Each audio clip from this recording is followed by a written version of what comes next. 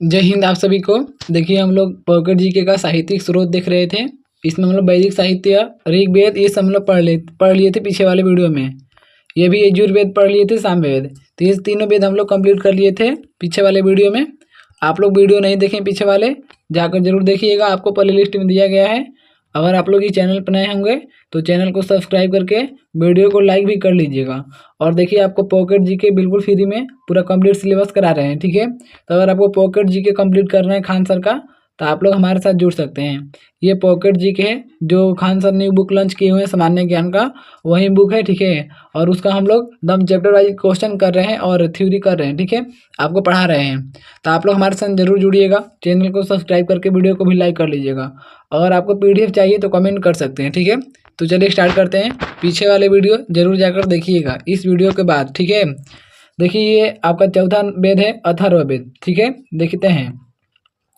अथर्वा नामक ऋषि इसके प्रथम दृष्टा हैं, मतलब अथर्वा नामक जो ऋषि हैं इसके प्रथम दृष्टा हैं, ठीक है।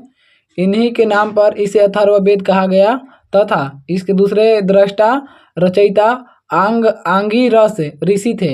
यानी कि देखिए अथर्वा नामक ऋषि इसके प्रथम दृष्टा हैं, इन्हीं के नाम पर आपको इसे अथर्ववेद कहा गया तथा इसके दूसरे दृष्टा रचयिता आंगिरस ऋषि थे। जो अथर्ववेद के दूसरे रचयिता थे, दूसरे दृष्टा थे, उनका नाम है आंगिरस ऋषि। अब देखिए आगे, इसे अथर्वा गिरस वेद भी कहा जाता है। इसे अथर्वा गिरस वेद भी कहा जाता है। इसे भैषज वेद भी कहा जाता है। आप लोग समझ लेंगे और देख लेंगे कि इसको कौन सा वेद भी कहा जाता है। तो इसे भैषज वेद भी कहा जाता है अथर्ववेद को।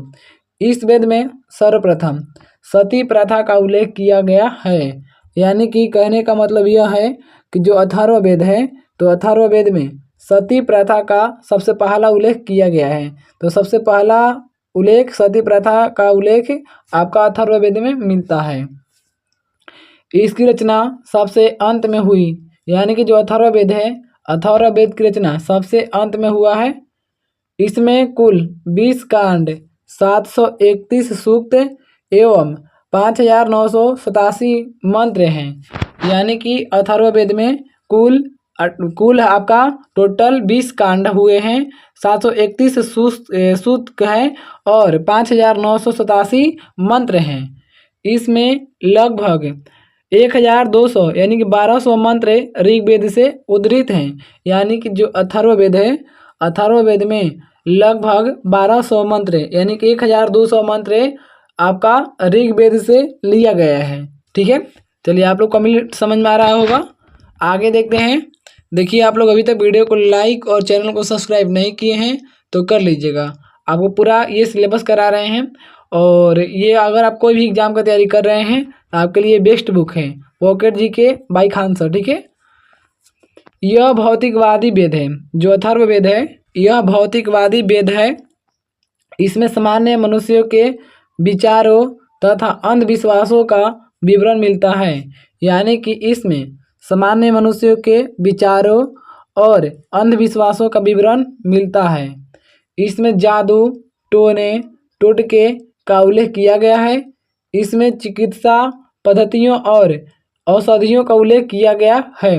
कहने का मतलब यह है कि अथर्ववेद में जादू, टोना, टोटके का उल्लेख किया गया है। क्वेश्चन आता है कि जादू का उल्लेख किसमें किया गया है? अथर्ववेद में, ठीक है। विचारों और अंधविश्वासों का उल्लेख तो अथर्ववेद में, ठीक है। ये सब अथर्ववेद में किया गया है। और इसके साथ साथ चिकित्सा पद्धतियों और औषधियों का भी उल्लेख किया गया है। इसका उपवेद शिल्प वेद है। जो अथर्ववेद का उपवेद है उसको शिल्प वेद कहते हैं, शिल्प वेद।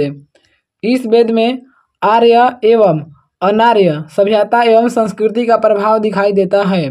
यानी कि इस वेद में आर्य एवं अनार्य सभ्यता एवं संस्कृति का प्रभाव दिखाई देता है।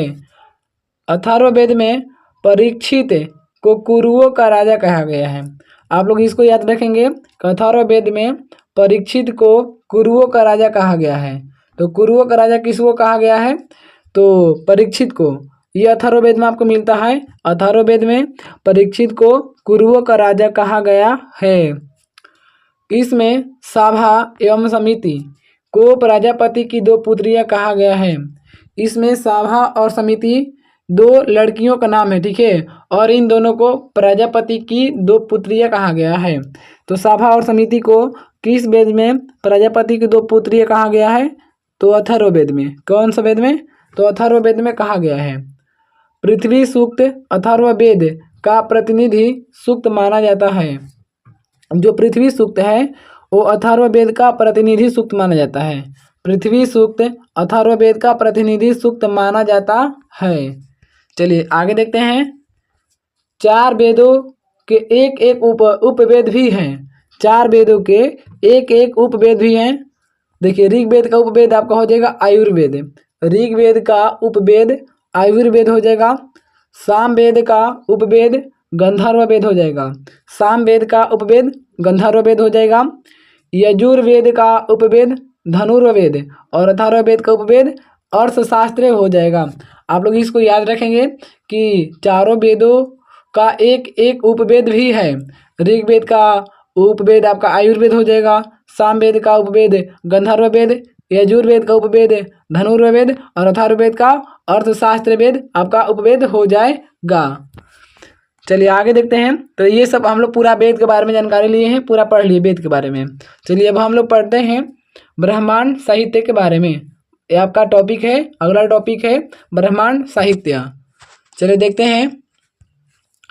इनकी रचना वैदिक संहिताओं की व्याख्या करने हेतु सरल गद्य में की गई। यानी कि ब्रह्मांड साहित्य की रचना वैदिक संहिताओं की व्याख्या करने हेतु सरल गद्य में की गई है। ब्राह्मण का अर्थ यज्ञ है।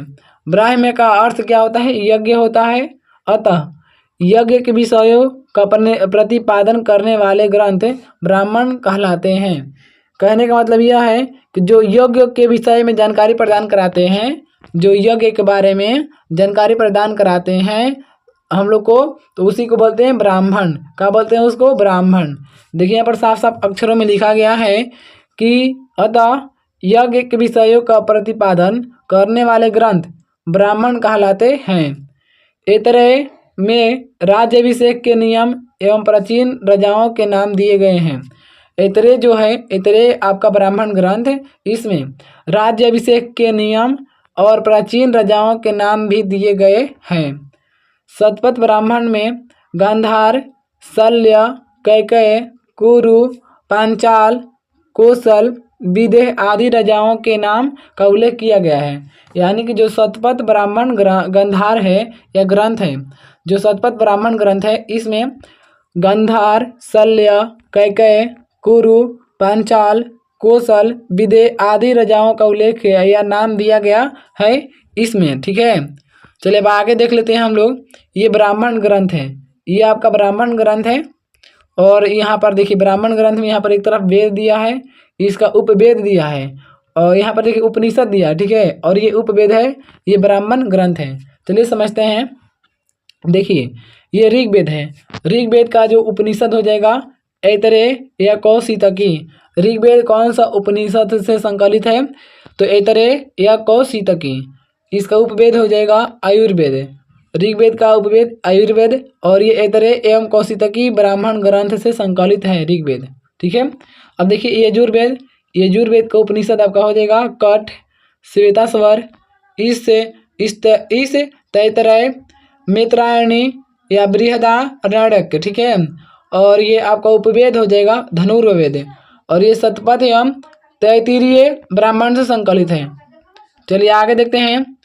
सामवेद, सामवेद जो है, सामवेद आपका जो संकलित है, सामवेद का उपनिषद हो जाएगा छांदोग्य केन, छांदोग्य या केन हो जाएगा, और उपवेद आपका हो जाएगा गंधर्ववेद। उपवेद आपका हो जाएगा गंधर्ववेद, और ब्राह्मण जो ग्रंथ है आपका ब्राह्मण ग्रंथ हो जाएगा षट विषम ब्राह्मण। इसे तांड्या ब्राह्मण भी कहा जाता है। सामवेद का जो ब्राह्मण ग्रंथ है वो आपका षट विषम ब्राह्मण, इसे तांड्या ब्राह्मण भी कहा जाता है या कहते हैं। आगे देखिए, ये आपका अथर्ववेद हो जाएगा। अथर्ववेद आपका मुंडकोपनिषद, प्रश्न उत्तर उपनिषद या मांडुक्य उपनिषद से संकलित है, और इसका उपवेद हो जाएगा शिल्प वेद। अथर्ववेद का उपवेद शिल्पवेद हो जाएगा। और ये ब्राह्मण ग्रंथ इसका हो जाएगा गोपथ ब्राह्मण। आपका अथर्ववेद का जो ब्राह्मण ग्रंथ है आपका गोपथ ब्राह्मण हो जाएगा। ठीक है, तो देखिए हम लोग इस वीडियो में काफ़ी अच्छे तरीक़ा से इम्पोर्टेंट लाइन को कवर किए हैं। और अगले वीडियो में हम लोग ये पढ़ेंगे आरण्यक साहित्य। ठीक है, हम लोग मतलब साहित्य स्रोत पढ़ लिए हैं, अब पढ़ेंगे हम लोग आरण्यक साहित्य। तो आप लोग इस चैनल से जरूर जुड़िएगा। देखिए आपको चैप्टर वाइज पूरा सिलेबस करा रहे हैं पॉकेट जीके का। पॉकेट जीके से बढ़कर कुछ भी नहीं है। ठीक है, कोई भी किताब नहीं है। आप इस बुक को पढ़िए, आसानी से समझिए। अगर कोई दिक्कत हो रहा हो, अगर कोई समझने में परेशानी है, आप लोग कमेंट कर सकते हैं। ठीक है, आप लोग बताइए कमेंट में वीडियो कैसा लगा। अगर आप लोग चैनल से नहीं जुड़े हैं तो चैनल से जुड़ जाइएगा, सब्सक्राइब जरूर कर लीजिएगा और वीडियो को भी लाइक कर लीजिएगा। ठीक है, और शेयर भी दोस्तों में अपने कर लीजिएगा। चलिए वीडियो यहीं तक समाप्त होता है। आप लोग वीडियो देखने के लिए बहुत बहुत धन्यवाद। नेक्स्ट वीडियो मिलते हैं, तब तक के लिए जय हिंद।